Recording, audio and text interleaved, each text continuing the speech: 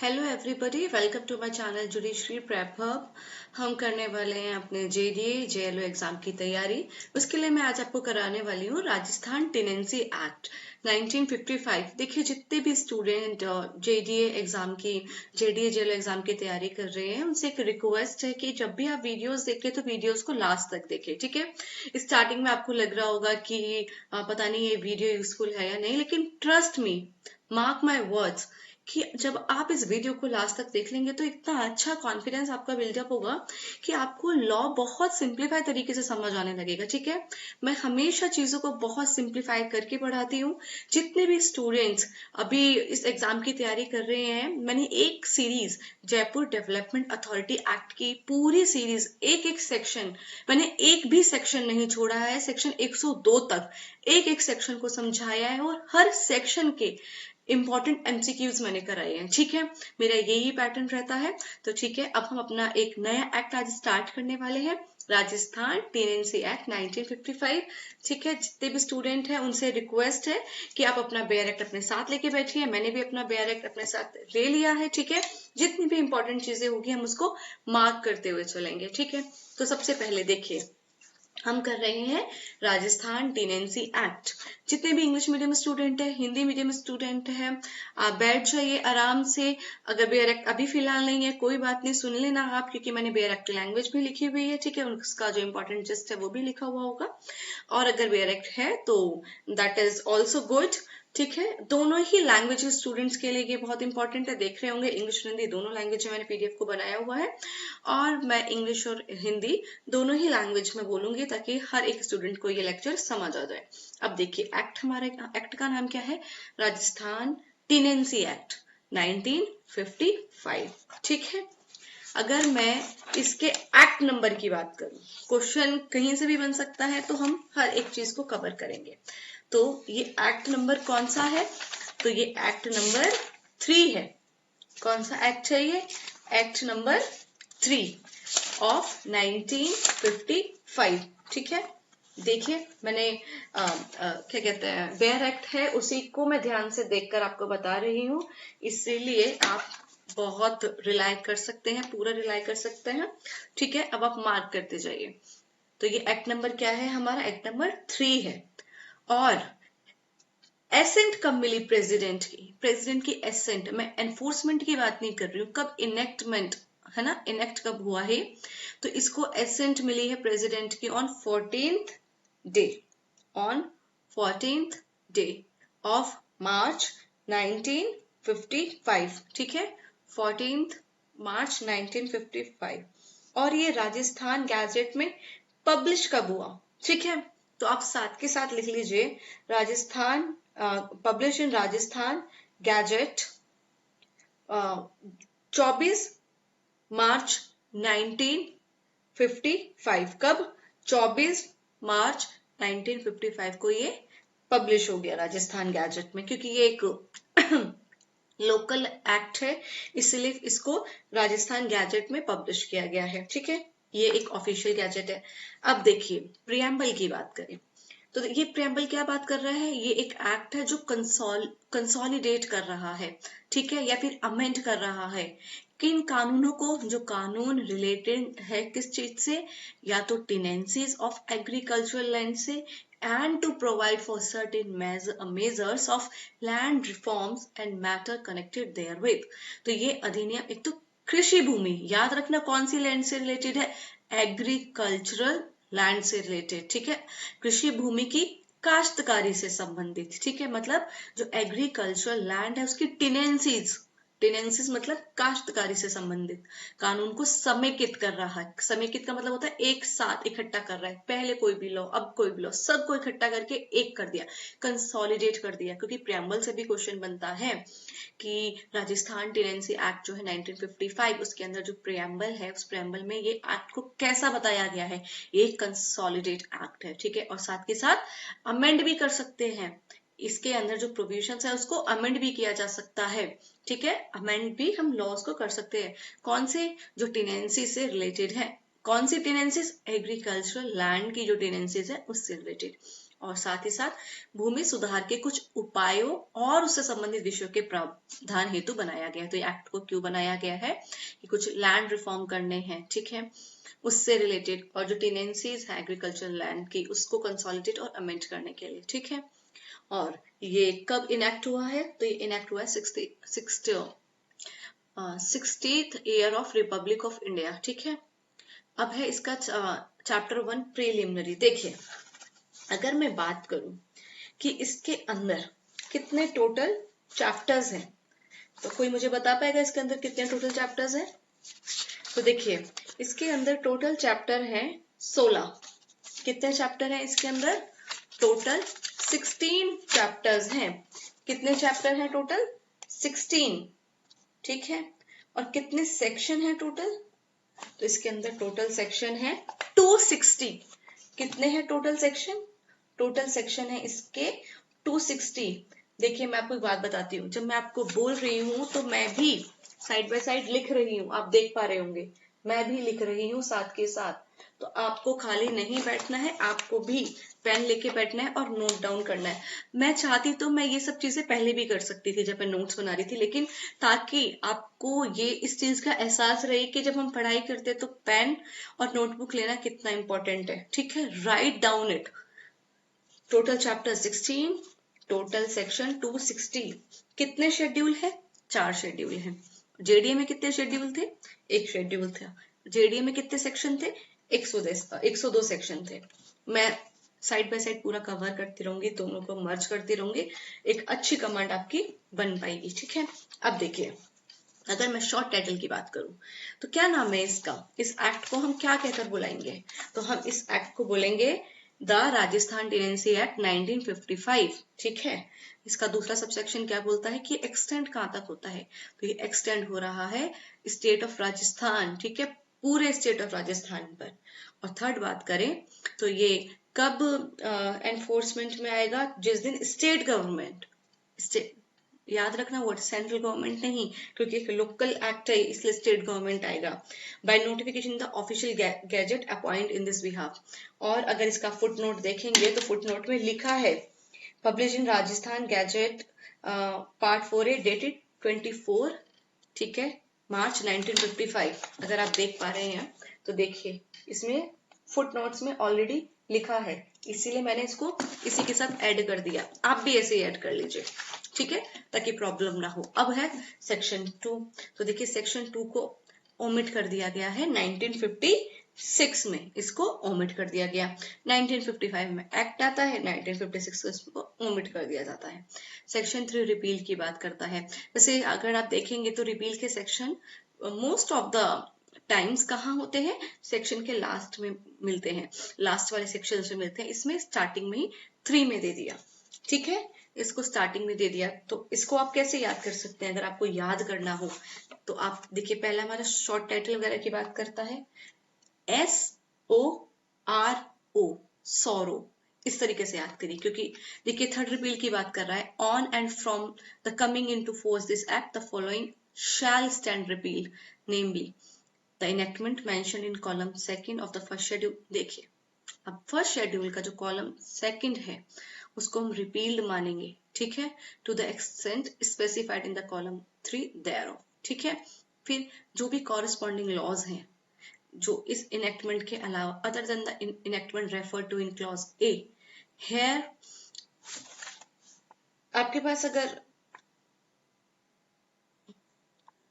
अगर bare act होगा तो आप देख पाएंगे, इसमें लिखा है कि कहाँ से, इसको आप अंडरलाइन कर लो। जैसे पहला तो आपने कर लिया कॉलम 2 वर्ड को, सेकंड कॉरेस्पॉन्डिंग लॉज को, ठीक है। बी में जो है उसका, सी का क्या है? एनी लॉज जो अमेंड कर रहे हैं, ये सब चीजें, ठीक है। तो उन सबको क्या करना है? रिपील कर रहा है ये section.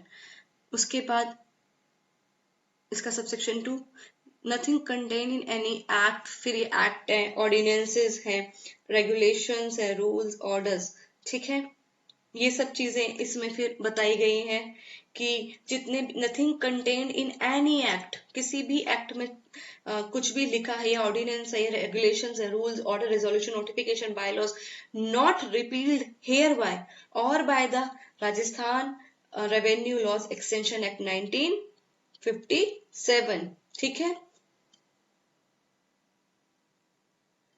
or in the terms of condition of any order or instrument granting or recognizing the grant of a jagir or zamindari or biswedari rights which is contrary to or inconsistent with the provision of this act shall be operative or in any way affect those provisions, ठीक है। तो ये जागीरदारी और बिस्वेदारी की यहाँ पर बात कर रहा है। इसका फिर सबसेक्शन 3 बात कर रहा है कस्टम और यूसेज से रिलेटेड, ठीक है। सबसेक्शन 4 इसका बात कर रहा है agreement relating to agriculture tenancies.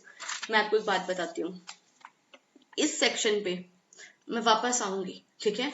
Section 3 को मैं आपको वापस पढ़ाऊंगी जब इसमें जो टर्म्स लिखे हैं ना एक बार आपको समझ आ जाएंगे, और वो मैंने आगे एग्जाम्पल से लिखे हुए हैं, इसीलिए अभी ज्यादा मत सोचना। मैं इस सेक्शन को दोबारा कराऊंगी, लेकिन एक बार हम आगे जो मैंने इसमें एग्जाम्पल्स लिखे हैं उसको पढ़ लेते ताकि आपको टर्म्स पता चल जाए, ठीक है। उसके बाद ये 4th है, ये भी ओमिट हो गया 1958। तो सेक्शन 1, 2, 3, 4 कैसे याद करना है हमें? सेक्शन 1 को, 2 को, 3 को, 4 को हमें कैसे याद करना है? हमें याद करना है सॉरो, एस से शॉर्ट टाइटल, ओ से ओमिट, आर से रिपील, ओ से ओमिट। जो सेकंड वाला ओमिट हो रहा है वो 1956 में ओमिट हो रहा है, और जो सेक्शन 4 ओमिट हो रहा है ये 1958 में ओमिट हो रहा है। ये कब ओमिट हो रहा है? 1958 में। मैंने साइड ये इस पीडीएफ में साथ के साथ लिख दिए ताकि आपको कोई प्रॉब्लम ना हो। अब देखिए सेक्शन 5 बहुत इंपॉर्टेंट डेफिनेशन वाला ये पार्ट है, बहुत इंपॉर्टेंट है, ठीक है। अब मैं आपको एक चीज बताती हूँ, देखिए मैंने जो सेक्शन 5 की जो डेफिनेशंस हैं उसको स्टार्ट करने से पहले कुछ एग्जांपल्स लिखे वो करते हैं ताकि आपको एक बेसिक कॉन्सेप्ट, मेरा पूरा अभी कंसंट्रेशन है कि आपको बेसिक कॉन्सेप्ट एक बार समझ आ जाए। मैं डायरेक्ट वर्ड्स को पढ़ाकर जो इस सेक्शंस को पढ़ाकर खत्म नहीं करूंगी जब तक आपके माइंड में एक एक चीज फिट ना हो जाए। जैसा कि हमने जेडी एक्ट में पढ़ा था, जब हम जेडी एक्ट में अथॉरिटी पढ़ रहे थे, लोकल अथॉरिटीज पढ़ रहे थे, ट्रैफिक कंट्रोल बोर्ड पढ़ रहे थे, ठीक है, ट्रिब्यूनल पढ़ रहे थे, स्टेट गवर्नमेंट पढ़ रहे थे, प्रिस्क्राइब्ड पढ़ रहे थे, रूल्स पढ़ रहे थे, रेगुलेशंस पढ़ रहे थे, मैंने हर बार एक एक वर्ड को रिपीट किया, और जो बच्चा वो वीडियोस देखकर आएगा वो अच्छे से समझ पा रहा होगा कि मैं क्या बात कर रही हूँ, ठीक है। उसी तरीके से अब मैं ये एक्ट करा रही हूँ, चाहे मुझे कितना भी टाइम लग जाए, लेकिन जब तक आपका बेसिक कॉन्सेप्ट क्लियर नहीं होगा मैं आगे नहीं बढ़ूंगी, ठीक है। अब बेसिक कॉन्सेप्ट का हम अपना कवर करते हैं। देखिए suppose there is a village, Ram owns the land, Shyam takes the land and cultivates it by paying rent to Ram. Mohan takes the same land from Shyam and cultivates it. Another person occupies the land without permission. So what is happening here? देखिए, Ram is landholder because he receives rent. अब जो राम है यहाँ पर वो क्या है? राम यहाँ पर एक भूमिधर है। कौन है राम? लैंड होल्डर, मतलब भूमिधर है। बिकॉज ही रिसीव रेंट, क्योंकि उसे किराया मिलता है। श्याम यहाँ पर क्या है? श्याम एक टेनेंट है क्योंकि वो रेंट पे करता है। देख रहे आप, एक चीज समझे, लैंड किसकी है? राम की। और श्याम ने, लैंड है राम की और श्याम ने उस लैंड को राम से लिया है कल्टीवेट करने के लिए, और वो राम को इस भूमि का जो उपयोग करने की जगह उसको उसके बदले में उसको रेंट दे रहा है। राम को रेंट दे रहा है श्याम। क्यों? श्याम ने राम की लैंड को यूज किया है, कल्टीवेट कर रहा है। अब राम की लैंड है, श्याम ने ली। अब Mohan takes the same land, अब मोहन ने वो ही लैंड श्याम से ली और उस पर कल्टीवेशन कर रहा है। तो यहाँ पे तीन चीज है, राम की लैंड है, श्याम ने ली, और श्याम से लैंड ले ली मोहन ने, ठीक है। अब यहाँ पे श्याम कौन हो गया? टेनेंट हो गया, और यहाँ पे मोहन कौन हो गया? सब टेनेंट हो गया, ठीक है। क्योंकि उसने, देखिए एक होता है टेनेंट जो डायरेक्ट ले रहा है लैंड को, ठीक है, डायरेक्ट, और उस टेनेंट से जब कोई टेनेंसी में लैंड लेता है, उस टेनेंट से जब कोई टेनेंसी में लैंड लेता है तो वो पर्सन सब टेनेंट कहलाता है, क्योंकि वो डायरेक्ट लैंड नहीं ले रहा टेनेंसी पर, उसने उस टेनेंट से ली है, ठीक है। तो और अगर कोई पर्सन विदाउट परमिशन के कोई लैंड ऑक्यूपाई कर ले, जैसे यहाँ पे तो परमिशन लेके ले रहे हैं तो हमने उसको टेनेंट कह दिया, लेकिन अगर कोई विदाउट परमिशन ले ले तो हम उसको ट्रेसपासर कह देंगे। जैसे कि कोई जगह है, उस पे कल्टीवेशन कर रहे हैं, विद परमिशन कर रहे हैं, रेंट दे रहे हैं, तो टेनेंट हो। कोई लैंड है, कल्टीवेशन कर रहे हो, विदाउट परमिशन कर रहे हो, तो आप ट्रेसपासर हो। आईपीसी और बीएनएस में ये वर्ड भी सुना होगा आपने, ठीक है। तो राम भूमिधर हो गया क्योंकि उसको किराया मिल रहा है। श्याम किराएदार हो गया क्योंकि किराया देता है। और मोहन उप किराएदार है, मोहन सब टेनेंट है क्योंकि वह किराएदार से जमीन ले रहा है, ठीक है। भूमिधर से जमीन नहीं ले रहा, लैंड होल्डर से जमीन नहीं ले रहा, किससे ले रहा है? किराएदार से ले रहा है, टेनेंट से ले रहा है। और जब आप बिना अनुमति के कब्जा करते हैं किसी लैंड पर, ठीक है, किसी भूमि पर, तो उस पर्सन को, व्यक्ति को अतिक्रमणकर्ता कहा जाता है, ठीक है। इतनी सी बात समझ आई। अब दूसरा एग्जांपल देखते हैं। अभी हमने लैंड से रिलेटेड वर्ड्स देखे, ठीक है। अभी हमने लैंड से रिलेटेड वर्ड्स देखे। अब हम देखते हैं खुद कष्ट वर्सेस टेनेंट। खुद कष्ट वर्सेस टेनेंट। देखिए मैं आपको सब क्यों पढ़ा रही हूं, क्योंकि अगर आप ये सेक्शन 2 देख पा रहे हैं, सेक्शन 5 देख पा रहे हैं, तो आपको पता चलेगा ये सारे वर्ड्स वहां लिखे हैं। इसीलिए पहले थोड़ा सा बेसिक अंडरस्टैंडिंग हम ले लेते हैं। अब देखिए टेनेंट और खुद कष्ट में क्या अंतर होता है। Ram cultivates his own land. Ram के पास अपनी जमीन है, अपनी भूमि है, और वो खुद ही उस पर खेती करता है, ठीक है। श्याम टेक्स राम्स लैंड, ठीक है, और श्याम ने राम की लैंड ले ली और उस पर खेती कर रहा है, उसको रेंट दे रहा है और खेती कर रहा है। अब दोनों में क्या डिफरेंस है? राम इज डूइंग खुद कष्ट, ठीक है, because he cultivates his own land, ठीक है। अब यहाँ पे राम खुद काश्त कर रहा है क्योंकि वह अपनी ही जमीन पर खुद ही खेती कर रहा है, अपनी जमीन को खुद ही जोत रहा है, ठीक है। और श्याम क्या है? श्याम यहाँ पे किराएदार है क्योंकि वो किसी दूसरे की जमीन को लेकर फिर उस पर खेती करता है। तो मेरी जमीन है, मैं खुद उस पर खेती कर रही हूं, तो मैं कर रही हूं खुद काश्त, ठीक है। मेरी जमीन है, कोई और खेती कर रहा है और मुझे रेंट दे रहा है, तो वो व्यक्ति है किराएदार। ये डिफरेंस है खुद काश्त और किराएदार में। आई होप, ठीक है, आई विश कि आपको ये पैटर्न समझ आ रहा होगा, ठीक है। उसके बाद पर्सनल कल्टीवेशन। अब देखिए Shyam cultivates land by his own labour. अब हम डिफरेंस समझते हैं कि अब कल्टीवेशन हो रही है। अब पर्सनल कल्टीवेशन किसे कहेंगे? देखिए श्याम ने राम से लैंड ली है। अब श्याम क्या कर रहा है? उस लैंड को खुद अपने आप ही, अपनी ही मेहनत से कल्टीवेट कर रहा है, उस खेत को खुद ही जोत रहा है। श्याम खुद ही खेती करता है। Shyam also cultivates land with the help of his family. और साथ के साथ श्याम अपने परिवार के साथ भी खेती करता है। इन अनदर केस, ये तो हो गया पहला एग्जाम्पल कि जब श्याम खुद ही खेती कर रहा है, अपनी मेहनत से, अपने परिवार की मदद से खेती कर रहा है। ये तो हो गया एक एग्जाम्पल। दूसरा, श्याम ने की है लेबर को हायर, ठीक है, वो मजदूर रखकर क्या कर रहा है? खेती करवा रहा है। एंड सुपरवाइज देम, ठीक है। श्याम ने क्या किया? मजदूर को रखा और उनको बता रहा है, ठीक है, कि कैसे कैसे काम करना है। मतलब देख रेख तो खुद कर रहा है, ठीक है, देख रेख तो खुद कर रहा है और मजदूरों से काम करा रहा है। ये हो गया हमारा दूसरा केस। अब एक और case, Shyam gives land on share of crop. और एक स्थिति क्या है कि वह फसल के हिस्से पर खेती करवाता है कि देखिए मेरी लैंड है, आप इस पे खेती करिए, ठीक है, इसमें से मैं कुछ फसल का हिस्सा आपको दे दूंगा, ठीक है। फसल के हिस्से पर खेती करवाता है। अब देखिए तीनों सिचुएशन में क्या अंतर है। देखिए कल्टीवेशन बाय ओन लेबर और फैमिली लेबर और under personal supervision is personal cultivation. तीन चीजें हैं, याद रखना, ठीक है, तीन चीजें हैं, याद रखना।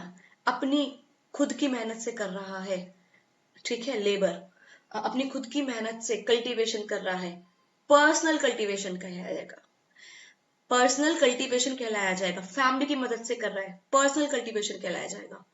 और बेशक से मजदूरों की हेल्प ले रहा है लेकिन सुपरविजन उसका खुद का है। तीनों सिचुएशन में पर्सनल कल्टीवेशन कर रहा है श्याम।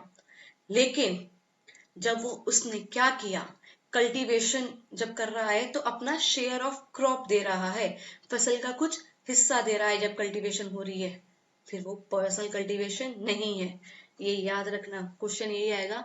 जहां पर भी सुपरविजन से रिलेटेड क्वेश्चन आएगा कि जब सुपरविजन वो खुद कर रहा है लेकिन कल्टीवेशन में वो मजदूरों की हेल्प ले रहा है, तो क्या ये पर्सनल कल्टीवेशन है? तो याद रखना, 3 सिचुएशन पर्सनल कल्टीवेशन है, लेकिन जब वो क्रॉप को शेयर कर रहा है तब पर्सनल कल्टीवेशन नहीं है। ठीक है, आपको ये याद रखना है, तब पर्सनल कल्टीवेशन नहीं है। उसके बाद फसल के हिस्से पर कराई गई खेती, ठीक है, व्यक्तिगत जोत नहीं है। अब है लैंड वर्सेस आबादी में डिफरेंस क्या है। देखिए, agricultural field is land. Land किसको बोलेंगे? क्या चीज लैंड है? ठीक है, राजस्थान टेनेंसी एक्ट की बात कर रही हूं मैं। लैंड किसको बोलेंगे? राजस्थान टेनेंसी एक्ट 1955 में लैंड क्या है? तो जो खेती की जमीन है उसको लैंड कहा गया है। क्या एग्रीकल्चरल जो फील्ड है उसको लैंड कहा गया है। जो पैस्चर लैंड है उसको भी लैंड कहा गया है, मतलब चरागाह भूमि है, उसको भी लैंड कहा गया है। वाटर बॉडी, ठीक है, water body used for irrigation is land. अब जो सिंचाई के लिए उपयोग होने वाला जल क्षेत्र की भूमि है, ठीक है, वो भी क्या है? वो जो जल क्षेत्र है वो भी भूमि मानी जाएगी, वो भी लैंड है। ठीक है, जो वाटर बॉडी आप यूज कर रहे हैं इरिगेशन के लिए वो भी लैंड है। ठीक है, ये वर्ड याद रखना, water body used for irrigation is land. सिंचाई के लिए उपयोग होने वाला जल क्षेत्र। देखिए, ऐसा हो सकता है कि जब आप कोई कुआं है, कोई तालाब है, कुछ भी है, ठीक है, वो सिंचाई के लिए आप उस पूरी वाटर बॉडी को यूज कर रहे हो, लेकिन है तो किसी सरफेस पर ना, तो वो भी जो क्षेत्र है, फिर बेशक ऊपर पानी भरा है, नीचे का जो क्षेत्र है तो वो पूरी भूमि। मैं एक एग्जाम्पल के तौर पर आपको बता रही हूँ। ठीक है, house situated in village is आबादी लैंड। तो अब डिफरेंस समझ आया? अगर कोई घर है जो कि विलेज में है, ठीक है, कोई घर है जो कि विलेज में है, अब उसको लैंड नहीं कहेंगे, उसको आबादी लैंड कहेंगे। ठीक है, उसको हम लैंड नहीं कहेंगे, उसको हम आबादी लैंड कहेंगे। तो अब लैंड का मतलब क्या क्या हो गया? एग्रीकल्चरल लैंड हो गया, ठीक है, पैस्चरल लैंड हो गया, इरिगेशन सोर्सेज से रिलेटेड जो भी हमारी वाटर बॉडीज है वो लैंड हो गई, लेकिन आबादी लैंड को हमने लैंड में इंक्लूड नहीं किया। अब देखिए, रेंट और सायर किसे कहते हैं? रेंट और सायर किसे कहते हैं? देखिए, श्याम गिव्स व्हीट और money to Ram for using land. हमने अभी पढ़ा कि राम की भूमि थी, श्याम उसकी भूमि को रेंट पर लेता है, ठीक है, और उसको जोतता है। अब यहाँ पे रेंट का मतलब क्या है? तो रेंट का मतलब ये हो गया, या तो आप उसको या तो श्याम व्हीट दे रहा है या पैसे दे रहा है राम को उसकी लैंड के यूज करने के बदले में, तो वो तो हमारा कहा जाएगा रेंट। तो रेंट का मतलब सिर्फ मनी नहीं हो गया, जो आप उसको गेहूं भी दे रहे हैं राम को, ठीक है, उसको भी हम क्या बोलेंगे? उसको भी हम रेंट बोलेंगे। ठीक है, दूसरा, Shyam also page money for taking would और ग्रास फ्रॉम फॉरेस्ट। अब यहां पर क्या हो रहा है? श्याम ने पैसे दिए। किस लिए पैसे दिए हैं? कि क्योंकि जो लैंड है वो वहां से क्या कर रहा है? वुड इकट्ठा कर रहा है, घास ले रहा है। एक फॉरेस्ट की लैंड है, ठीक है, किसी पर्सन के पास एक फॉरेस्ट है, उसकी लैंड से श्याम वुड ले रहा है, ग्रास ले रहा है। अब सिचुएशन देखिए, जब आप पेमेंट दे रहे हैं फॉर यूज ऑफ लैंड, आप किसी की लैंड का यूज कर रहे हैं, उसका जो भुगतान कर रहे हैं उसको तो कहते हैं रेंट, लैंड के लिए। लेकिन जब आप पेमेंट करते हैं फॉरेस्ट के प्रोड्यूस के लिए या फिर उसी सिमिलर राइट्स, उसको हम सायर कहते हैं। मतलब कि जो वन उत्पाद या वन के उपयोग के अधिकार के बदले में जो दिया गया भुगतान होता है उसे सायर कहते हैं। ठीक है, इसका मतलब जब आप भूमि के उपयोग कर रहे हैं, भूमि का उपयोग कर रहे हैं, भूमि का वर्ड याद रखना, सिर्फ भूमि का उपयोग कर रहे हैं, उसके बदले में आप भुगतान कर रहे हैं, तब तो वो है किराया। लेकिन जब आप वन उत्पाद या वन के जो उत्पाद है उसका उपयोग का अधिकार, ठीक है, वन उत्पाद या वन उपयोग का जो अधिकार है उसके बदले में भुगतान कर रहे हैं तब वो सायर है, फिर वो रेंट नहीं है। तो ये दो डिफरेंट वर्ड्स हैं। उसके बाद टेनेंट वर्सेस नॉन टेनेंट, ठीक है, क्या डिफरेंस है? देखिए, Shyam page rent, Shyam rent देता है राम को और कल्टीवेट करता है, क्या करता है? लैंड को कल्टीवेट करता है, ठीक है, श्याम किराया देकर खेती करता है। Mohan takes land from Shyam, अब मोहन ने क्या किया? श्याम से जमीन ले ली है। Raju hold tenancy rights as mortgagee, Raju के पास, ठीक है, राजू क्या है? बंधक धारी है, मॉर्गेजी। जब आपने ट्रांसफर ऑफ प्रॉपर्टी एक्ट पढ़ा होगा तो आपने कुछ वर्ड्स पढ़े होंगे वहां पे, मॉर्गेज क्या है, प्लेज क्या है, ठीक है, इन सब वर्ड्स के बारे में पढ़ा होगा। मॉर्गेजी मैं आपको बता देती हूँ, मॉर्गेज का मतलब क्या होता है। मॉर्गेज का मतलब होता है जब आप कोई भी अमाउंट, ठीक है, आप सिक्योर करते हैं और उसके बदले में अपनी लैंड को, मैं एक सरल भाषा में बोलूं तो गिरवी रख रहे हैं, लेकिन इमूवेबल प्रॉपर्टी की बात हो रही है, इमूवेबल प्रॉपर्टी जैसे लैंड वगैरह हो गया, ठीक है। तो यहाँ पे जो राजू ने जो उसके पास होल्ड किए हुए टेनेंसी राइट, वो एज मॉर्गेजी किए हुए हैं, ठीक है। और एक दूसरा पर्सन है, वो कौन है? इजारदार, ठीक है, वो क्या है? इजार, एक व्यक्ति और है, वो इजारदार है, ठीक है। And one person is trespasser. अब यहाँ पे बहुत सारी सिचुएशन बता दी गई है। तो देखिए, श्याम रेंट पे कर रहा था, खेती कर रहा था, तो यहाँ पे श्याम क्या हो गया? एक किराएदार हो गया। मोहन ने क्या करा? वो लैंड श्याम से ली, वो बेशक से सब टेनेंट है लेकिन है तो वो किराएदार श्याम का, मोहन। तो यहाँ पे मोहन क्या हो गया? वो भी किराएदार हो गया। राजू है, उसके पास टेनेंसी राइट कैसे आ रहे हैं? एज मॉर्गेजी आ रहे हैं, ठीक है। तो यहाँ पे राजू भी क्या हो गया? हाँ, राजू भी किराएदार हो गया, क्योंकि राजू को जो टेनेंसी राइट्स मिले हैं वो कैसे मिले हैं? एज मॉर्गेजी मिले हैं, ठीक है। अब देखिए, अनदर पर्सन इजारदार, अब जो इजारदार है और जो ट्रेसपासर है वो किराएदार नहीं है। तो याद रखना, इजारदार जो होता है वो भी किराएदार नहीं होता, ट्रेसपासर होता है वो भी किराएदार नहीं होता। तो कौन कौन होता है? या तो जो डायरेक्टली पे कर रहा है टेनेंट, या फिर जो सब टेनेंट है, या तो मॉर्गेजी है, ठीक है, या तो मॉर्गेजी है। ये तीनों के तीनों कौन है? टेनेंट, याद रखना। अब देखिए, village service grant, a person in village is given land for doing service like watchman और priest work, ठीक है। तो उसको क्या कहते हैं हम? Village service grant. उस लैंड को क्या बोलते हैं? Village service grant. एक पर्सन है, अ पर्सन इन विलेज, ठीक है, गांव में क्या है? किसी व्यक्ति को चौकीदारी करना, है ना, या पूजा जैसे कार्य के बदले में जमीन दी जाती है, ठीक है। जो पर्सन है, ठीक है, गांव में एक पर्सन है, उसको एक लैंड दी जा रही है। क्योंकि या तो वो चौकीदारी कर रहा है, ठीक है, या फिर वो पूजा पाठ जैसे कार्य कर रहा है, तो उस काम के बदले में उसको एक जमीन दे दी गई। तो उस जमीन को हम क्या बोलेंगे? विलेज सर्विस ग्रांट, क्योंकि वो गांव वालों को सर्विस दे रहा है, ठीक है, चौकीदारी कर रहा है गांव की, है ना, पूजा कर रहा है। और जो पर्सन है उसको हम बोलेंगे विलेज सर्वेंट, और वो जो पर्सन है जो चौकीदारी कर रहा है वो कौन हो गया? वो विलेज सर्वेंट हो गया, ठीक है। ऐसी जमीन को हम ग्राम सेवा अनुदान कहते हैं और वह व्यक्ति ग्राम सेवक कहलाता है। अब देखिए, अब इसके कुछ एग्जाम्पल्स अब हम कर रहे हैं, लैंड सिस्टम से रिलेटेड हम पॉइंट्स पढ़ रहे हैं, जैसे जागीरदार, जमींदार, बिस्वेदार, ठीक है, ये क्या है? अब देखिए एग्जाम्पल 1, जागीरदार और जागीर land. Suppose a king gives a large area of land to a person, ठीक है, एक राजा ने क्या किया है? बहुत बड़ा एरिया, ठीक है, लैंड का एक पर्सन को दिया और उसको बोला कि आप क्या करना, अलाउ कर दिया कि कलेक्ट करना रेवेन्यू फ्रॉम दैट लैंड, ठीक है, राजा की भूमि है, राजा ने किसी व्यक्ति को अलाउ कर दिया कि आप जाके यहाँ से रेवेन्यू कलेक्ट करना है, सिर्फ राइट दिया है, रेवेन्यू को कलेक्ट करने का सिर्फ राइट दिया है, अलाउ किया उसको।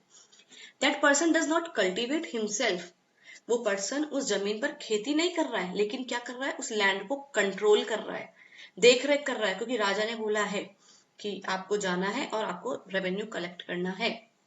अब वो पर्सन कौन हुआ जिसको इतनी बड़ी रिस्पॉन्सिबिलिटी दी है कि जाओ आप रेंट कलेक्ट करो और ये रेवेन्यू कलेक्ट करो, तो वो पर्सन हो गया जागीरदार, क्योंकि लैंड उसकी खुद नहीं है, तो वो पर्सन कौन है, जागीरदार।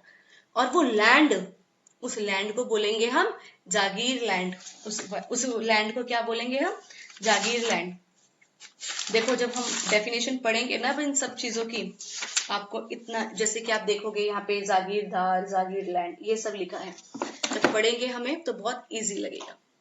अब है तो आपको समझ आ गया जागीर लैंड किसको बोलते हैं और जागीरदार किसको बोलते हैं। जो पर्सन खुद कल्टीवेट नहीं कर रहा है, सिर्फ पैसा इकट्ठा कर रहा है उस भूमि से, क्योंकि राजा ने बोला है। अब एग्जाम्पल कोई भी हो सकता है कि जिसकी जमीन है। अब देखिए जमींदार कौन होते हैं। कोई विलेज है, उसमें the government settles the entire village with one person, ठीक है, who has ownership type rights, ownership type rights, ठीक है, and collects revenue from farmers. इस सिचुएशन में क्या है, किसी गांव में सरकार पूरे गांव को, ठीक है, पूरे गांव को एक व्यक्ति के नाम कर देती है और वह किसानों से लगान लेता है, ठीक है। अब यह व्यक्ति जमींदार कहलाएगा, ठीक है, ये व्यक्ति कौन कहलाएगा, जमींदार। यहां पर, ठीक है, राइट कौन दे रहा है, स्टेट गवर्नमेंट, ठीक है, क्या कर रही है, उस स्टेट गवर्नमेंट ने नाम कर दिया है, ठीक है, पूरे गांव को। यहाँ पर एंटायर विलेज की बात हो रही है, ठीक है, पूरे गांव को एक व्यक्ति के नाम कर दिया है। अब उस पर्सन के पास क्या राइट है कि वो किसानों से लगान ले रहा है। अब यहाँ पे वो कल्टीवेशन खुद नहीं कर रहा है, यहाँ पे भी क्या कर रहा है, किसानों से लगान ले रहा है। अब ये व्यक्ति कौन है, जमींदार। ये व्यक्ति कौन है, जमींदार। यहाँ पे वर्ड है एंटायर विलेज, तो एंटायर विलेज की बात आ रही है, तो जमींदार है और गवर्नमेंट दे रही है विलेज को। और अभी हमने जागीर लैंड क्या पढ़ा था, जब कोई एक लैंड का बहुत बड़ा एरिया दे दिया है कलेक्ट करने के लिए टैक्स वगैरह या फिर रेवेन्यू वगैरह, ठीक है। अब विस्वेदार कौन होता है, in some areas like Ajmer a person is recorded as owner of land and has similar rights like जमींदार।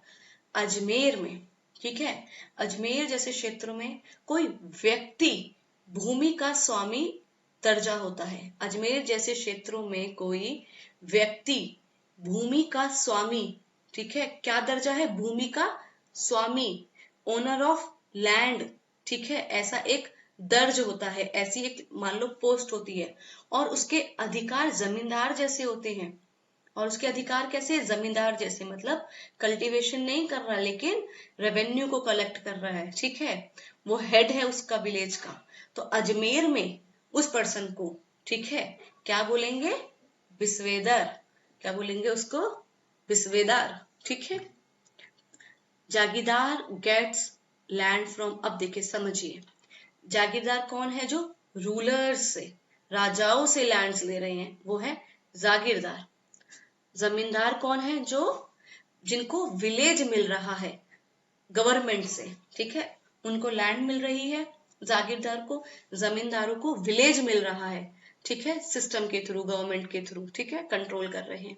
विस्वेदार कौन है, विस्वेदार जिसको रिकॉर्ड किया जाता है, ऑनर इन रिकॉर्ड। विस्वेदार कौन है, विस्वेदार अभिलेखों में दर्ज स्वामी होता है। वो ये कौन है, ये एक ऑनर है, ठीक है, जिसको रिकॉर्ड किया गया है, ऑनर इन रिकॉर्ड्स। अब है कुछ स्पेशल टर्म, उसको पढ़ते हैं। फ्रेगमेंट क्या होता है, suppose a farmer has very small piece of land, ठीक है, very small piece of land which is too small for proper farming. देखिए एक फार्मिंग के लिए एक लैंड चाहिए, उस मतलब जितनी बेसिक लैंड चाहिए फार्मिंग के लिए, उससे भी अगर कोई छोटा लैंड का टुकड़ा है, उसको हम बोलेंगे फ्रेगमेंट। क्या बोलेंगे उसको, फ्रेगमेंट, ठीक है। फिर है होल्डिंग। होल्डिंग देखिए इंपॉर्टेंट है और इसको अच्छे से समझना। A person has 3 fields in different places. एक पर्सन है, उसके पास बहुत सारी फील्ड्स हैं, ठीक है, बहुत सारी फील्ड्स हैं, तो अलग अलग एरियाज में, तो उन सबको मिला के जो हम बोलेंगे वो एक होल्डिंग बोलेंगे, उसको क्या बोलेंगे, but all are in his name, तो वो एक होल्डिंग है। All these lands together are called his holding. इन सभी को मिलाकर उसकी जोत कहलाती है, ठीक है, होल्डिंग कहेंगे उसको। फिर है improvement. A farmer builds well, makes, burns, levels the land and increase its value. These works are called improvement. जब कोई फार्मर क्या करता है, कुआं बनाता है, मेक बर्न्स बांध बनाता है, लेवल्स द लैंड जो है जमीन है उसको समतल करता है, ठीक है, उसका मूल्य बढ़ाता है, तो इन सबको हम बोलेंगे सुधार, इम्प्रूवमेंट.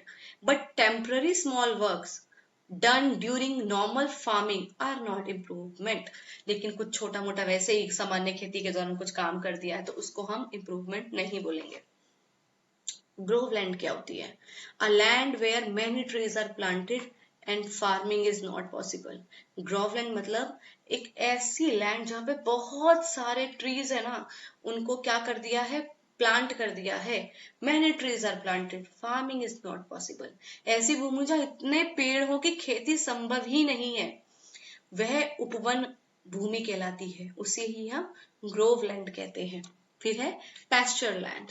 देखिए, a land where villagers take their cattle from grazing, ठीक है, this land is pasture land. एक ऐसी लैंड, ठीक है, ऐसी भूमि जहां गांव के लोग अपने पशुओं को चराने लेके जाते हैं, उस जगह को हम पैस्चर लैंड कहते हैं. फिर है नलबत, ठीक है, तो नलबत क्या है? A farmer uses another person's well for irrigation and pays him money और क्रॉप. दिस पेमेंट इज नलबत. एक किसान जब दूसरे के कुएं से सिंचाई कर रहा है अपनी खेती में, ठीक है, उसकी खुद की खेती में तो कुआं है नहीं, उसकी खुद के लैंड पर तो कुआं है नहीं जिसमें वो खेती कर रहा है, तो दूसरे के कुएं से सिंचाई कर रहा है और बदले में उसको पैसे दे रहा है या क्रॉप दे रहा है, ठीक है. तो ये जो भुगतान कर रहा है, इस भुगतान को, क्योंकि देखिए जब हम किसी की जमीन को यूज करते हैं और भुगतान करते तो उसको रेंट बोलते हैं, ठीक है. जब हम किसी के कुएं को यूज कर रहे हैं और भुगतान कर रहे हैं उसको हम नलबत बोल रहे हैं. तो पेमेंट को नाम बताया है कि इन भुगतान को क्या क्या नाम दे सकते हैं हम, ठीक है. उसके बाद तो देखिए अब शॉर्ट में, जागीरदार कलेक्ट करते हैं रेवेन्यू, जमींदार कलेक्ट कंट्रोल कर रहे हैं विलेजेस को, फ्रेगमेंट बहुत छोटी लैंड को कहते हैं, होल्डिंग मतलब जितनी टोटल लैंड है, इंप्रूवमेंट मतलब जब वैल्यू इंक्रीज कर रहे हो आप लैंड की, नलबत जो है एक वेल की पेमेंट होती है, कुएं की जो आप मतलब सिंचाई वगैरह करने के लिए, पानी वगैरह यूज करने के लिए पेमेंट कर रहे हैं. अब हम करते हैं अपना सेक्शन 5 डेफिनेशन का क्लॉज स्टार्ट, ठीक है. देखिए एग्रीकल्चरल ईयर, ठीक है, कृषि वर्ष किसे कहा जाता है? तो कृषि वर्ष का मतलब क्या हो गया? 1 जुलाई से प्रारंभ होकर अगले वर्ष 30 जून को समाप्त होने वाला वर्ष हमारा एग्रीकल्चर ईयर कहेगा. तो एग्रीकल्चर ईयर हमारा क्या रहेगा? एग्रीकल्चर ईयर का मतलब ये नहीं है 1 जनवरी से शुरू होकर हमारा लास्ट दिसंबर तक जाएगा, नहीं. वो कह रहा है कि उस ईयर का जो 1 जुलाई होगा और फिर जो नेक्स्ट ईयर आएगा उसके 30 जून तक के जो बीच की साइकिल है, बीच का पीरियड है, हम उसको एग्रीकल्चर ईयर कहेंगे. अब देखिए एग्रीकल्चर का मतलब क्या होता है, तो आप देख रहे होंगे, तो एग्रीकल्चर मी इंक्लूड, तो बताया कि एग्रीकल्चर के अंदर हम क्या क्या इंक्लूड कर रहे हैं, क्या क्या इंक्लूड कर रहे हैं, हॉर्टिकल्चर इंक्लूड कर रहे हैं, ठीक है, मतलब कि हम कृषि को इंक्लूड कर रहे हैं, कैटल ब्रीडिंग मतलब पशु प्रजनन को हम इंक्लूड कर रहे हैं, डेयरी फार्मिंग जो दुग्ध उद्योग है उसको, और पोल्ट्री फार्मिंग मतलब कुक्कुट पालन उद्योग हो गया, या फिर फॉरेस्ट्री डेवलपमेंट वन विकास, ये सब क्या है कृषि में इनको सम्मिलित किया गया है. फिर है एग्रीकल्चरिस्ट कौन है, कृषक कौन है? तो agriculturist means a person who earns his livelihood, ठीक है.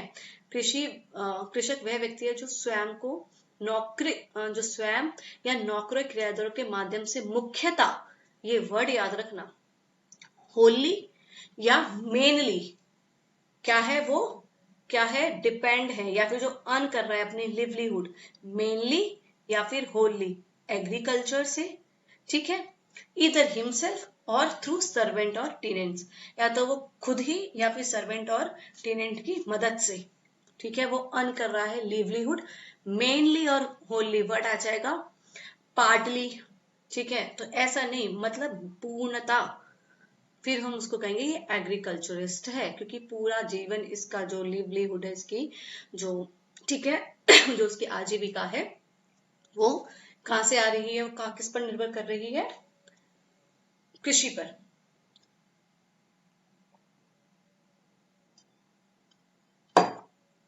उसके बाद असिस्टेंट कलेक्टर, सहायक कलेक्टर। देखिए, assistant collector shell mean assistant collector appointed under the Rajasthan Territorial Divisions Ordinance 1949।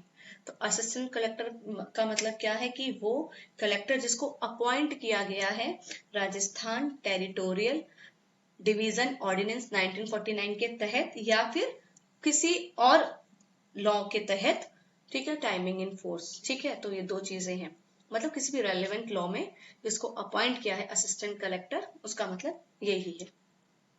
विस्वेदार किसे कहते हैं, हमने पूरा डेफिनेशन के अकॉर्डिंग पढ़ लिया। अब देखते हैं इस डेफिनेशन में क्या लिखा है। विस्वेदार shall mean a person on whom a village or a portion of a village in any part of the state is settled, ठीक है, settled on the Visvedari system and who is recorded as Visvedar or as an owner in the record of rights and shall include a खातेदार in the Ajmer area। ठीक है, तो person, ठीक है, जिसको क्या क्या ऐसा व्यक्ति जिसको विस्वेदारी प्रणाली के अंतर्गत गांव या उसका भाग प्रदान किया गया हो और अभिलेखों में उसे विस्वेदार स्वामी के रूप में दर्ज किया गया हो। ठीक है, इसमें अजमेर क्षेत्र का खातेदार भी शामिल है और क्वेश्चन यही बनेगा। ठीक है, विस्वेदार में और किसको इंक्लूड किया गया है, तो जो अजमेर एरिया का खातेदार है उसको भी इसमें इंक्लूड किया गया है। ठीक है, अजमेर एरिया का खातेदार है उसको भी इंक्लूड किया गया है, या फिर अजमेर एरिया में जिसको कैसे रिकॉर्ड किया गया है, विस्वेदार या फिर ऑनर रिकॉर्ड किया गया है, उसको भी हम विस्वेदार कहेंगे। इसका मतलब जिसको विलेज, ठीक है, या कोई पोर्शन जो है उसको दे दिया है जिस पर्सन को। ठीक है, तो इस पूरी प्रॉपर जो ये प्रोसेस है उसको हम कह रहे हैं विस्वेदार। ठीक है, उस पर्सन को हम कह रहे हैं विस्वेदार जिसको विलेज मिला है। ठीक है, अब बोर्ड क्या है, तो बोर्ड का मतलब है board of revenue for the state established and continued under the Rajasthan board of revenue ordinance 1949 और under any law for the time being in force. Assistant collector के लिए भी हमने यही वर्ड पढ़ा था, राजस्थान टेरिटोरियल डिवीजन ऑर्डिनेंस 1949। ठीक है, और जब हम बात कर रहे हैं बोर्ड की, तो बोर्ड में भी हम यही पढ़ रहे हैं Rajasthan board of revenue ordinance 1949 और कोई any other law for timing force, और यहाँ पे भी any other law for timing in force. तो यहाँ पर इसका मतलब ये है, अंडरलाइन कर लो आप भी, जैसे मैंने अंडरलाइन कर लिया है, इंपॉर्टेंट है। ठीक है, तो बोर्ड का मतलब हो गया board of revenue for Rajasthan. Collector का मतलब क्या है, देखिए एक बात आपको मैं बता देती हूँ, 6A था यहाँ पर सीलिंग एरिया। ठीक है, उसको अब क्या कर दिया गया है, डिलीट कर दिया गया है 1973 में। 6A को पहले ऐड किया, डिलीट कर दिया 1973। ठीक है, अब देखिए कलेक्टर का मतलब क्या होता है, तो कलेक्टर और additional collector appointed under law. तो कलेक्टर का मतलब क्या है, कलेक्टर और एडिशनल कलेक्टर अपॉइंटेड अंडर, फिर कौन सा act, Rajasthan territorial division ordinance 1949। ठीक है, और एनी अदर लॉ, इन सबको मार्क कर लो। एक बात याद रखना, अभी हम राजस्थान टेनेंसी एक्ट पढ़ रहे हैं, उसमें जो हम लॉ की बात कर रहे हैं, जिस एक्ट की बात कर रहे हैं कि असिस्टेंट कलेक्टर क्या है या बोर्ड क्या है या कलेक्टर क्या है, इसके अंदर अपॉइंटमेंट जो कर रहा है वो एक ऑर्डिनेंस है 1949, उसी के तहत चल रहा है। वर्ड आ जाएगा ऑर्डिनेंस हटा के एक्ट, याद रखना वर्ड आ जाएगा Rajasthan board of revenue act, आपको याद रखना है ऑर्डिनेंस वर्ड है। ठीक है, उसके बाद है commissioner. Commissioner means commissioner of a division include an additional commissioner, तो इसमें भी दोनों चीजें इंक्लूडेड है। ठीक है, इसमें भी दोनों चीजें इंक्लूडेड है, कमिश्नर और एडिशनल कमिश्नर। कलेक्टर में भी दो चीजें थी, कलेक्टर और एडिशनल कलेक्टर। उसके बाद है क्रॉप्स। देखिए crops include shrubs, bushes, plants, और कैसे प्लांट्स, जैसे कि प्लांट्स लाइक रोज, मेहंदी, बनाना, पपाया। ठीक है, एंड क्लिम्बर्स। ठीक है, ये सब क्या है, ये क्रॉप्स मानी जाएगी। लेकिन क्वेश्चन आएगा but shall not include, crops के अंदर क्या इंक्लूड नहीं है, फॉडर, ठीक है, फॉडर सम्मिलित नहीं है मतलब चारा, चारा को हम फसलें नहीं मान रहे हैं। और जो नेचुरल प्रोड्यूस होती हैं, जो प्राकृतिक उपज होती हैं, उसको भी हम क्रॉप्स नहीं मान रहे। But shall not include fodder and natural produce, जो प्राकृतिक उपज है, ठीक है, जो प्रकृति से उपज रही है, उसको भी हम क्रॉप्स नहीं कह रहे, हम श्रब्स को क्रॉप्स कह रहे हैं। ठीक है, श्रब्स मतलब जो छोटे वृक्ष होते हैं, क्या है, छोटे वृक्ष। ठीक है, बुशेस मतलब झाड़ियां, झाड़ियों को भी हम क्रॉप्स कह रहे हैं, फसलें कह रहे हैं। प्लांट्स मतलब पौधों को भी हम फसलें कह रहे हैं। क्लिम्बर्स मतलब जो बेल होती हैं, उसको भी हम फसलें कह रहे हैं। लेकिन चारा को हम फसल नहीं कह रहे, ना ही प्राकृतिक उपज को हम फसल कह रहे। ठीक है, उसके बाद है एस्टेट, संपत्ति। तो संपत्ति, ठीक है, अब संपत्ति मतलब क्या, तो जागीर लैंड और इंटरेस्ट इन जागीर लैंड इंक्लूड्स लैंड ऑफ बिस्वेदार, जमींदार और लैंड होल्डर। ये जितनी भी जमीनें हैं ना, इन सबको उसने एस्टेट कह दिया। ठीक है, तो एस्टेट मतलब जागीर लैंड, इंटरेस्ट इन जागीर लैंड, ठीक है, हेल्ड बाय जागीरदार, इंक्लूड लैंड और interest in land held by बिस्वेदार और जमींदार। तो जो जमींदार के पास लैंड होल्ड कर रहा है, जो, या फिर बिस्वेदार, या फिर जो जागीरदार, या फिर लैंड ओनर, इन सब की लैंड को हम क्या कर रहे हैं, ये जो होल्ड कर रहे हैं, ये है एस्टेट, ये है एक संपत्ति। और एस्टेट होल्डर कौन है, होल्डर ऑफ ये जो सारी संपत्तियां हैं ऊपर, जागीरदार, बिस्वेदार, ये सब चीजें, इसको जो होल्ड कर रहा है वो पर्सन हमारा हो गया एस्टेट होल्डर। ठीक है, होल्डर ऑफ एन एस्टेट, जैसे जागीरदार, ये जो जागीरदार है, बिस्वेदार है, जमींदार है, ठीक है, लैंड ओनर है, ये सारे हो गए एस्टेट, इनको होल्ड करने वाला एस्टेट होल्डर। उसके बाद है हमारा 11 है एग्जिस्टिंग जागीर लॉ। जब 1955 में एक्ट आया था, उस टाइम पे भी तो कोई जागीर लॉ होंगे ना, 1955 से पहले भी तो जागीर लॉ कुछ होंगे ना। तो वो बोला गया है कि जो जितने भी लॉज थे, उसमें कस्टम थे, उस टाइम के ऑर्डर्स थे, ठीक है, जागीर से रिलेटेड, जो लैंड, जागीर लैंड से रिलेटेड जो एग्जिस्ट कर रहे थे एट कमेंसमेंट, ठीक है, शैल इंक्लूड।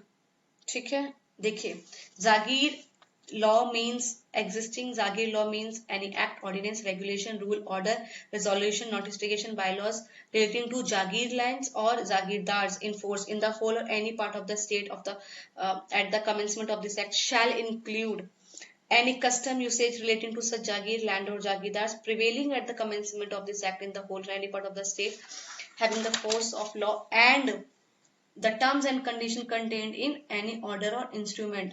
तो वो सब चीजें बता दी कि उस टाइम पर एग्जिस्टिंग जागीर लॉ का मतलब क्या, वो लॉज भी, कस्टम्स भी, ऑर्डर्स भी, सब, ठीक है, एग्जिस्टिंग मानी जाएगी। फिर फ्रेगमेंट क्या, अभी हमने बताया था, अ पीस ऑफ लैंड। ठीक है, फ्रेगमेंट मतलब piece of land less in area than the minimum prescribed by the state government. State government ने जिस एरिया को प्रिस्क्राइब किया है, ठीक है, जिस लैंड है, एक स्टेट गवर्नमेंट ने एक लैंड के एरिया को प्रिस्क्राइब किया है, उससे कम अगर कोई पीस ऑफ लैंड है तो उसको हम फ्रेगमेंट कहेंगे। इसको ऐड किया गया 11, ये 11B है, इसको ऐड किया गया था कब, 1992 में। देखें, ये जो 11B है, deleted bye Rajasthan act number 2292 dated, अच्छा, अब इसको क्या है, 1992 में इसको डिलीट कर दिया गया है, deleted, now this is deleted 1992। फिर है ग्रांट, अनुदान किसे कहते हैं, तो grant shall mean a grant और अ राइट, ठीक है, टू होल्ड लैंड और interest in land in any part of the state and the person to whom such right is granted shall be grantee। ठीक है, तो जिसको क्या मिल रहा है, ग्रांट मिल रहा है, या फिर हम बोले राइट टू होल्ड लैंड और इंटरेस्ट इन लैंड। ठीक है, grant of right to hold land, ठीक है, भूमि रखने का अधिकार प्रदान करना। जब हम किसी को कह रहे हैं कि ठीक है, ये भूमि आप रख लीजिए, ठीक है, तो उसको हम ग्रांट कह रहे हैं। जैसे कि वो विलेज की सर्विस कर रहा था जब पर्सन, ठीक है, तो उसको हमने ग्रांट दिया था विलेज सर्विस। ठीक है, तो वो वही है कि जब हम किसी को ग्रांट ऑफ, कोई भी लैंड को होल्ड करने का राइट दे रहे हैं तो वो ग्रांट है, ठीक है। एंड जो उस जो उसको ले रहा है इस राइट को, ठीक है, तो वो रेसिपिएंट को हम क्या बोलेंगे, ग्रांटी। उस रेसिपिएंट को हम क्या बोलेंगे, ग्रांटी, ठीक है। अब इसका subsection 13, grant at favourable rate, ठीक है, grant at a favourable rate of rent, रियायती जो किराया है, ठीक है, अनुदान, अनुकूल लगान दर पर अनुदान, अनुकूल लगान दर पर अनुदान। देखिए इसमें क्या कहा गया है, मैंने इसका जिस्ट लिखा है, grant at rent lower than standard rent, ठीक है। आपने जो अनुदान दिया है, ठीक है, जो भी एक स्टैंडर्ड रेंट है, जो मानक किराया है, मानक किराए से कम दर पर दिया गया और परिवर्तनीय ना होने वाला अनुदान, ठीक है, उसको बोलते हैं हम ग्रांट एट फेवरेबल रेट, ठीक है। A grant in any part of the state a grant in any part of the state at a rent, ठीक है। आप क्या कर रहे हैं यहाँ पे, जो ग्रांट दे रहे हैं बहुत फेवरेबल रेंट पे दे रहे हैं, मतलब एक बहुत ही कम किराए पर आपने वो अनुदान दे दिया है, जो एक स्टैंडर्ड था रेंट का उससे भी कम, बेसिकली उसका मतलब ये है। 14th को 1992 में जो है डिलीट कर दिया है। देखिए एक मिस्टेक हो गई है, ये जो मैंने अभी पढ़ा है 11th B fragment, it has not been deleted, वो है 14th डिलीट हुआ है, मुझे नहीं पता कि मैंने ऐसा क्यों बोला, इसको देख करके डिलीट हो गया है, जबकि फुटनोट में बात की गई है 14th की, ठीक है। ये अभी भी एग्जिस्ट कर रहा है, it has not been deleted, I pardon, ठीक है। डिलीट हुआ है सबसेक्शन 14, वो भी 1992 में। उसके बाद है हमारा ग्रोवलैंड, हमने अभी पढ़ा, जो एक ऐसी लैंड, ठीक है, with trees in such number that it can not be use mainly for agriculture, इतने सारे उस लैंड पे पेड़ लगे उस पर खेती नहीं हो सकती, तो उसको बोलते हैं हम उपवन भूमि। क्या बोलते हैं, उपवन भूमि, मतलब ग्रोवलैंड, ठीक है। एक specific piece of land in any part of the state having trees planted there in such numbers that they preclude or where full grown will preclude such land or considerable portion thereof from being used primarily for any other agriculture purpose। देखिए उसको agriculture purpose के लिए जिस land को use नहीं किया जा सकता उसको हम ग्रोव लैंड कह रहे हैं। उसके बाद है हाई कोर्ट। हाई कोर्ट का मतलब क्या, तो हाई कोर्ट मतलब high court for the state of Rajasthan. फिर है होल्डिंग, तो होल्डिंग मीन्स पार्सल और parcels of land held under one lease engagement or in the absence of such lease engagement or grant under one tenure and shall include in the case of इजारदार और ठेकेदार the इजारा और the ठेका area, ठीक है। तो एक पट्टे या फिर धारण अधिकार के अंतर्गत भूमि कुछ स्थितियों में पूरे राज्य की भूमि को एक ही होल्डिंग माना जाएगा, ठीक है।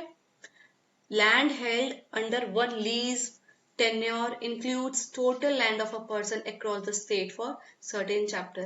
कुछ कुछ चैप्टर्स के लिए हम उसकी जो लैंड है, ठीक है, उसकी टोटल लैंड को हम एक होल्डिंग मानेंगे, ठीक है।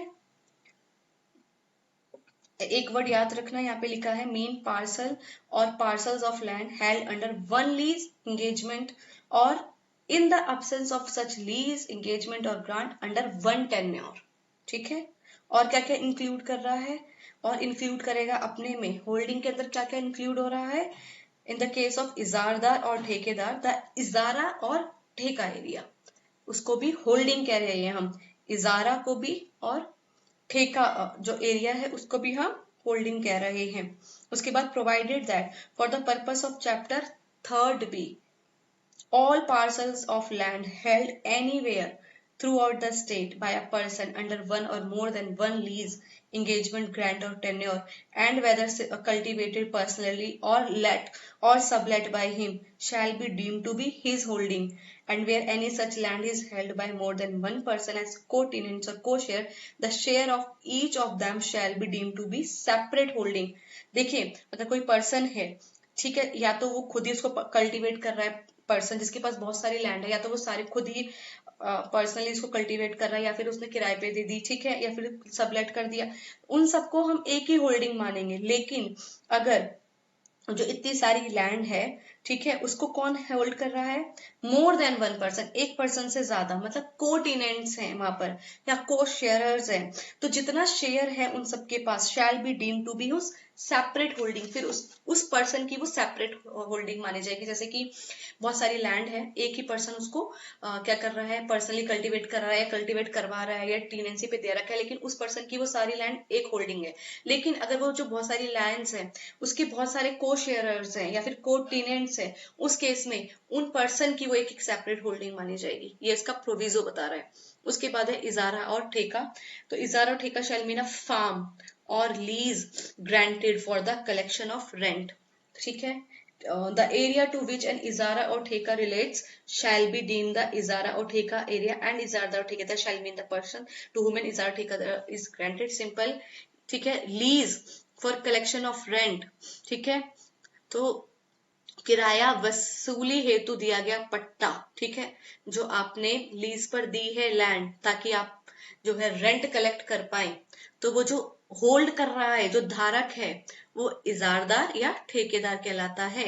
इसका मतलब जब आपने अपनी लैंड को लीज पे दिया है, फिर जो कलेक्शन कर रहा है रेंट का, तो वो जो होल्डर है वो ठेकेदार है या कौन है? इजारादार, ठीक है। वो जो पट्टा है वो क्या माना जाएगा? Lease for collection of rent, ठीक है। तो वो होल्डर कौन है? जिसने उसको लीज पे लिया है वो इजारदार और ठेकेदार है, ठीक है। So that's all for today. We will continue this video from section 5 and subsection 19, that is improvement. So that's all for today.